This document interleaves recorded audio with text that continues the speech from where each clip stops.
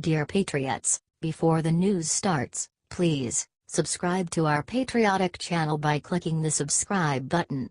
Give us a thumbs up to this video. Don't forget to leave your opinion below in the comments section. Share the news on Facebook and Twitter so you friends see it. Thank you. Tiffany Trump shows off pics from her sexy Playboy New Year's Eve party. How did you spend your New Year's Eve? President Trump's daughter Tiffany spent hers partying at the Playboy mansion, and she got some nice photos taken as well. The party took place at the Culver Hotel, in Los Angeles, hosted by Cooper Hefner, the son of the deceased Playboy magazine founder Hugh Hefner. In one photo, Tiffany Trump posed above with Scarlett Byrne, Hefner's fiancee. In another photo, Tiffany is seen drinking with some of the other models. Unfortunately, whenever someone related to President Trump feel any amount of joy, liberals and the media attempt to destroy it.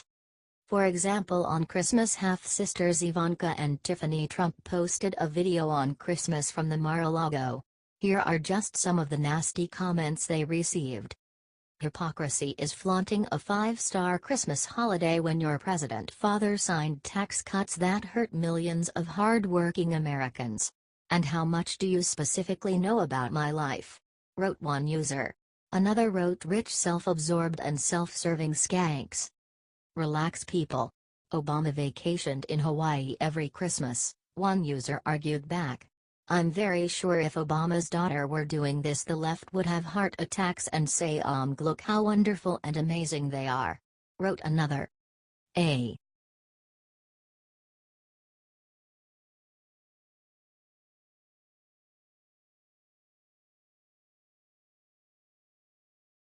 CNN claims Trump is only calling out FBI bias against him because he colluded with Russia.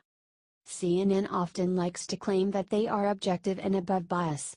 Obviously, this is laughable and exactly why they are called fake news. Now they are claiming that the FBI is somehow above bias. And if you disagree, you must be working for the Russians. This plays again into the broader point that this is what Russia wanted to see happen. The Director of National Intelligence assessed back in January that Russia interfered in the election to try to undermine confidence in our democracy as part of their ongoing efforts. Again, this is nothing new, to degrade confidence in the US-led liberal democratic order, said CNN analyst Samantha Vinograd.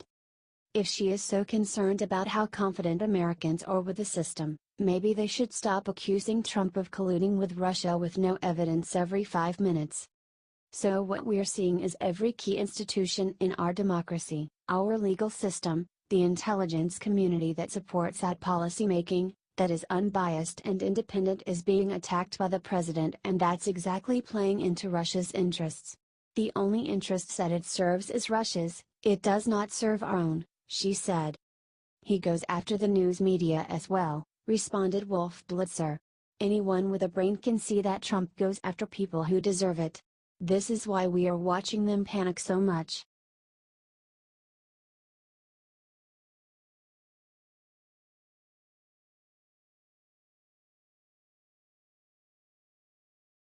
Things get weird with Chelsea Clinton and the Church of Satan on Twitter. Chelsea Clinton just got into a friendly, yet disturbing Twitter conversation with the Church of Satan.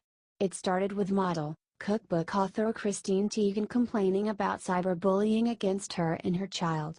Chelsea Clinton responded. Chrissy, sending you and beautiful Luna a huge hug. It is awful and never okay when people threaten or demean any child.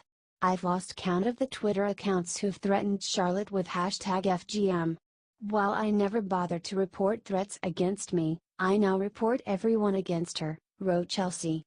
One user found that one of the accounts related to the cyberbullying was connected to Hooters. At Hooters, are you aware you have someone claiming to be on your staff that is sending tweets out like this? At Twitter, are you aware of this? Wrote one user. We're definitely not endorsing this account, nor does it have any relation to our company, responded Hooters. What is happening? Hi Hooters, responded Teigen. In 2017, at Cherkoff, Satan and I were put on a few threads together. In 2018, it''s. At Hooters. What a time to be alive, Chrissy, wrote Clinton. That's when the Church of Satan responded. The never-ending excitement here is never-ending, wrote the Church of Satan. It's been so long. Happy New Year. Chelsea wrote to the Church of Satan like they were old pals. Same to you, here's to a great 2018. Wrote the Church of Satan.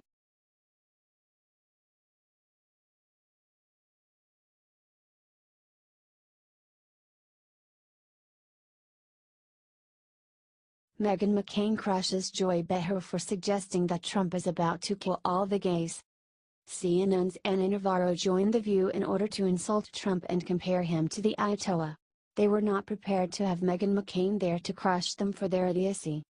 To me right now we really have to keep our focus on Iran, because if somehow they're able to get themselves free from these chains that bind them from this autocratic regime, it would be a huge game changer the world over, said Navarro.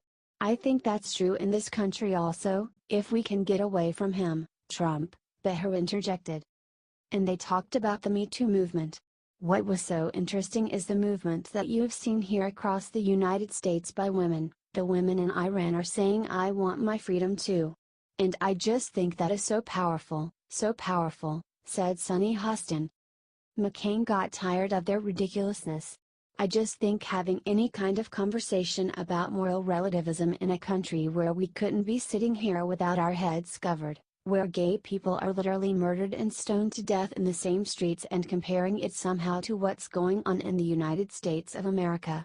For me, when we somehow compare the United States to Iran, that's where I end conversations and where I just leave because I think it's ridiculous, said McCain.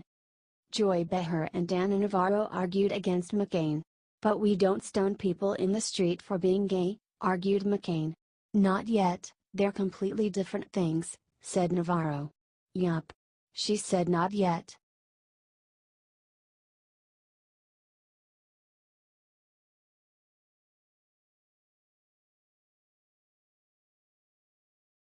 Witness exposes something very disturbing he found while meeting Mueller's grand jury. Many conservatives are worried about unfair bias from the FBI in the Mueller investigation. And of course, when liberals hear this, they act like it is 9/11 times 1000. How dare conservatives question the authority of the FBI? They ask as they question the legitimacy of the whole election process. More evidence has appeared that the grand jury of the Mueller investigation is very biased. One witness tells Page 6 that the grand jury room looks like a Bernie Sanders rally. Maybe they found these jurors in central casting, or at a Black Lives Matter rally in Berkeley, California, said the source. The source for Page 6 also noted that of the 20 jurors, 11 are African Americans and 2 were wearing peace t-shirts. There was only one white male in the room, and he was a prosecutor, said the witness. That room isn't a room where POTUS gets a fair shake, said the source. Author and lawyer Alan Dershowitz explained how the panel could be biased. The District of Columbia, which is always solidly Democratic and has an ethnic and racial composition that might be very unfavorable to the Trump administration, so I see the significance not so much that he impaneled the grand jury. You have to impanel the grand jury to get subpoena power, but where he impaneled it, Dershowitz explained.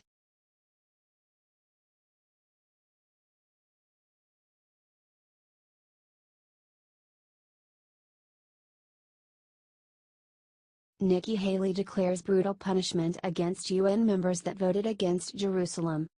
In December, U.S. Ambassador to the UN, Nikki Haley, warned that there would be consequences to voting against the United States about Jerusalem. Trump already announced that he would lower UN funding, but it is not over. Haley laid out a great dose of punishment. As I said in December, we won't forget the Jerusalem vote. To that end, tomorrow night, we are having a reception for the countries who chose not to oppose the U.S. position. This is a great sign of U.S. friendship, and I look forward to tomorrow evening. We hope to see more of this in 2018, said Haley. The United States is asked to do a huge amount around the world, and we are happy to do that. But we expect to be treated respectfully in return, she said. One reporter asked Haley if she was on the right side of history with this Jerusalem decision. Haley responded beautifully. I stood proudly, even if I was the only hand in the Security Council to fight for the will of the people of the United States. They wanted to see the embassy move to Jerusalem and we follow through with that," said Haley. "We very much still want to have a peace process, nothing changes with that. The Palestinians now have to show they want to come to the table. As of now they are not coming to the table but they asked for aid. We are going to make sure they are coming to the table and we want to move forward with the peace process," said Haley.